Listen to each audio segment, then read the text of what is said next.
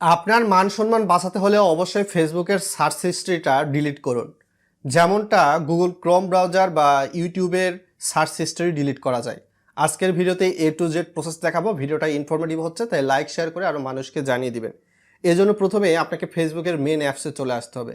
চলে আসার পর উপরের দিকে সার্চ আইকন দেখতে পাচ্ছেন, ডানে এখানে ক্লিক করে দিবেন।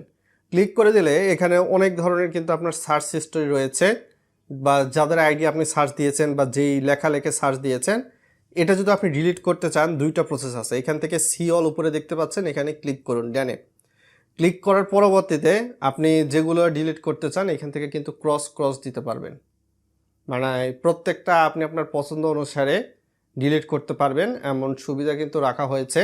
অথবা আপনি যদি মনে করেন যে না, এই এক এক করে ডিলিট করা আপনার জন্য হয়তো বা একটু কঠিন হচ্ছে এবং সেক্ষেত্রে দেখা লাগতেছে, তো সেক্ষেত্রে আপনি এইখান থেকে উপরের দিকে দেখতে পাচ্ছেন ক্লিয়ার অল নামে একটা অপশন রয়েছে। এখানে ক্লিক করে এই যে দেখতে পাচ্ছেন clear all service and visit, this will remove your inter search history on every device, you can not undo it. তো এইখান থেকে যদি আপনি ক্লিয়ার করেন তাহলে কিন্তু আপনার কোনো ফেসবুকের আর সার্চ হিস্টোরি থাকবে না। আপনি পূর্ববর্তীতে কার আইডিতে ভিজিট করেছেন, কাকে সার্চ দিয়েছেন, এগুলো দেখা যাবে না। এখান থেকে সি অল অপশনে যদি ক্লিক করেন কিছুই দেখা যাবে না কিন্তু আর। বুঝতে পেরেছেন?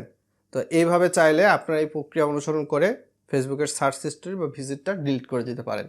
পরবর্তীতে কিনে ভিডিও চান ভিডিওর কমেন্ট বক্সে জানান।